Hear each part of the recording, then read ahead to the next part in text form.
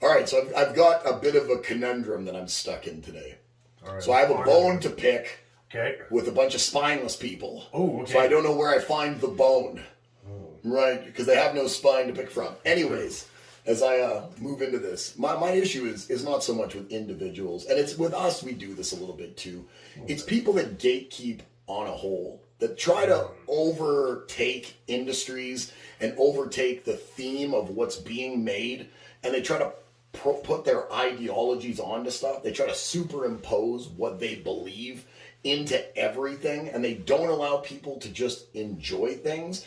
Now, I'm not going to say gatekeeping as a whole is a bad thing. First and foremost, I think when there are gatekeepers to industries, it's a lot like having good reviews or having references or being a business that has a lot of cosigns. If there's a lot of McDonald's out there, there's a good chance that if you were new to the world, you just came from space and you landed here and you were traversing around, but you could eat human food, and you've seen a lot of these McDonald's around, you think just by the amount that there were and the fact that there were lineups and that there was a lot of them, you'd assume that the food was probably palatable. Yes, you would. So the gatekeeping there, in that sense, is relatively on point. You need to know that what you're about to do business with or what you're about to consume has been legitimized by others. That you're not about to be duped or conned or taken advantage of, or you eat something you shouldn't or buy from someone you shouldn't. Yeah. So gatekeeping in a sense of reviews or references, I think are important. Right, shouldn't you be like non-biased when you go in for a review? Just there's a certain amount of checks and balances you got to do.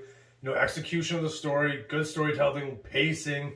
You get it. Right. You definitely get it. It's not hard. This is where my issue with gatekeeping kind of comes in, is that there tends to be, and I'm not going to name a lot of names, but we are going to bring up a couple of examples just in generalities as we go on. But the main thing is that so many people have their personal belief structures so wrapped up in their entertainment.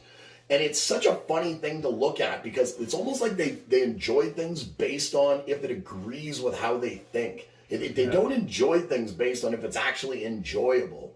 When you go into a theater and you go to sit down, are you not looking to escape entirely from life? Absolutely. I want to be immersed in the world that I'm about to give my time to and my money. So you're not going into a theater thinking, geez, I really hope what I'm about to watch just reaffirms all my political or personal ideologies. And if it doesn't, I'm going to not enjoy this. But if it does, but it's mediocre, I'm still going to recommend it to everybody because it's right on. Like, it's so weird. Like, you can be anti-gun. We were talking about this. You can be completely anti-gun as personal ownership of firearms. And if that's your choice, that's well and good. You choose whatever you'd like. Everybody's allowed to think how they want.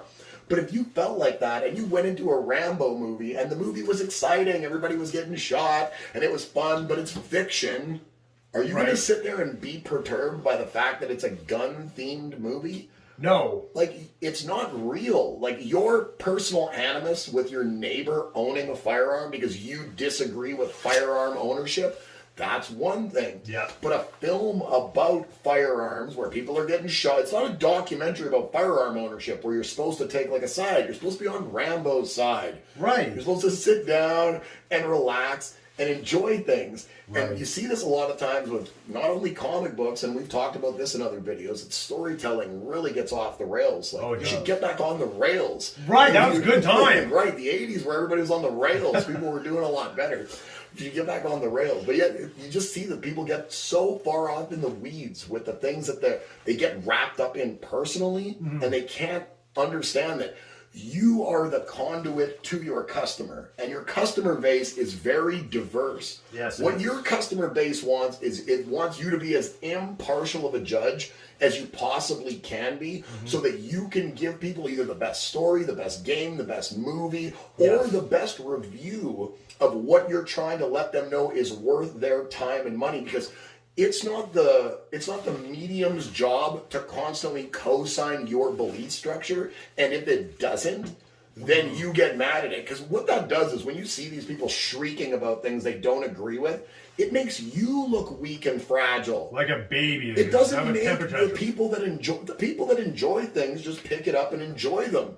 No one's at home caring that you're that emotional about it. No, actually, they're making fun of you because you're so emotional. We're making fun of you a lot of the time. It's kind of hilarious. It's comical. But it's also bad for business. Absolutely. Because you pigeonhole yourself to feel like you need to make things on this certain track, and if any deviation, there's going to be this 2% or 4% or Twitterverse or whatever it is that comes out of the woodwork and starts shrieking about all the things they dislike about it, but they are talking about the things they dislike being an ideological disagreement. They're not talking about they dislike the actual game or movie. It's more about that, because I can tell you as someone with children, my kids don't go into things to enjoy them and care what the ideology is, what the overarching theme of the political temperature of the world is right now.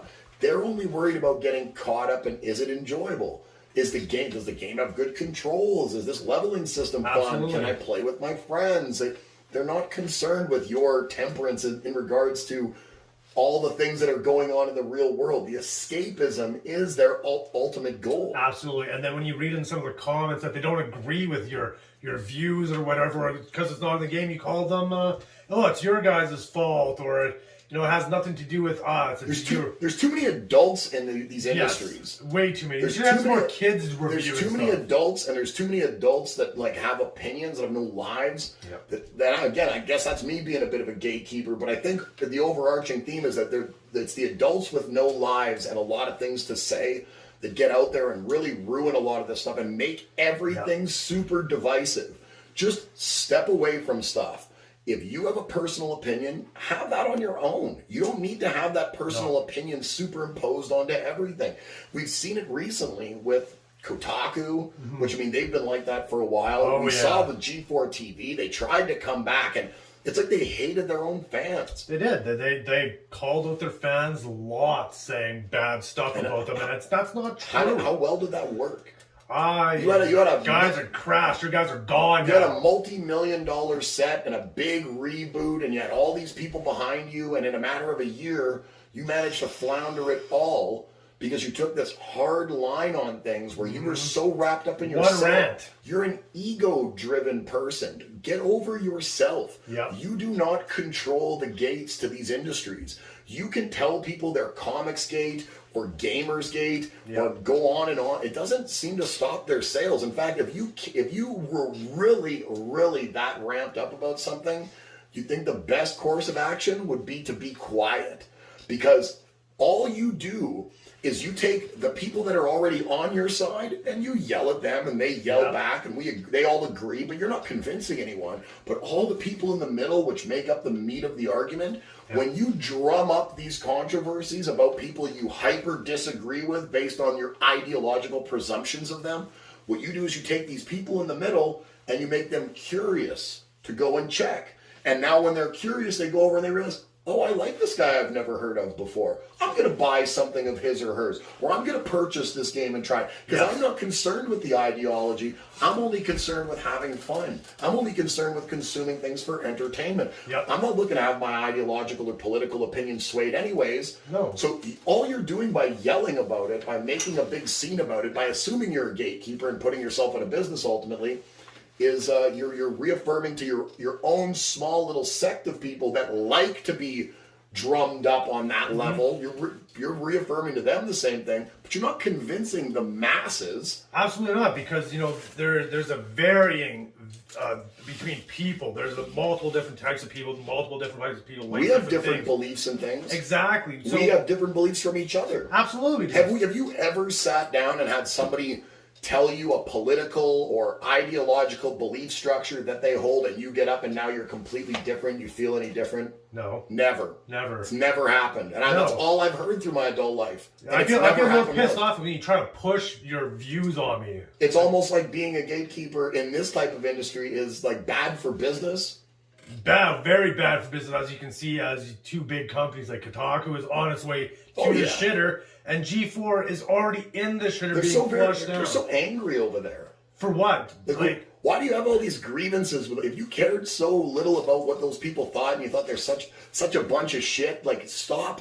Are you just trying to get people to go to your website and anger click on articles? It's like that Michael Jordan. Is that who clip. you've become? Oh yeah, no, the Michael Jordan analogy. Just stop. Please get some help. Republicans buy shoes too. Yeah. There's no need to take all these political sides. You're not convincing anybody. No, you're and just what you're hurting your doing, business. you're making yourself look silly. And like all the people that march in line with you were people that were marching in line with you anyways. You've convinced no extra people. Right, you're not a good reviewer But at you've all. made yourself divisive enough that now there's a lot of people that wouldn't go to your website to look at anything that's impartial. Because they don't think of you as impartial. They think of you as bought and sold in that ideological structure. And it takes away your credibility. So you keep the small sect of people that already agree with you, but is that how you build a business? No, big deal. There's a small group of people. What about the massive other amount of people that you're not getting any business from or any views from? Because you just focus on this one particular thing that you don't like and this should be in there. So all the people that are on your side are on your side, sure, but this is why you're in the shitter, is because you only pander to one audience and you got your political views mixed up in your reviewing when you should be unbiased or unjaded. You just tell if it's good or not. It's Right. Just, is it fun simple. or not? Right. Like, how insecure or fragile are you in your beliefs that you need your audience to reaffirm your beliefs? Like, that just doesn't make any sense to me. It sounds like you don't even believe it. sounds like your beliefs are on pretty rickety foundations because you need your neighbor to tell you that what you believe is okay. I've never thought that way. So, like, when I see companies do this, I'm like, you guys should really keep your like stuff behind your fucking closed doors. Like, you're allowing your individual employees to come out and rah rah rah. This shouldn't be like that because of this, that, the other. It's got a white cis protagonist. Right. Why do you care? Like, was the story good? Did the story make sense? Like, if the story doesn't make sense, that's a real grievance. Absolutely. If the plot points had a lot of holes in them and the story arcs were trash and the conclusion wasn't any fun and there was a, like, that makes all sorts of sense in the world. But to just be hung up on people's, like, immutable qualities and things like that just seems like such a petty, weird stance to take, and it's so bad for business. As you can see, as you guys are in the shitter right now, you guys are looking for jobs, you guys are in the unemployment line right now, I bet you wish you would have kept your mouth shut, huh? Yeah? Frost? Stop trying to be a gatekeeper, right? Try to be a little more open-minded about the things that you disagree with, and sit back and just enjoy. And if they're not enjoyable, then let them not be enjoyable on an entertainment basis. Don't worry about, was the guy that was the third lead programmer in this, did he once have a tweet from 12 years ago you disagree with? Right. What a weird thing. Like, you got amoebas rolling around in your brain? They do, brain worms. You gotta do better out there.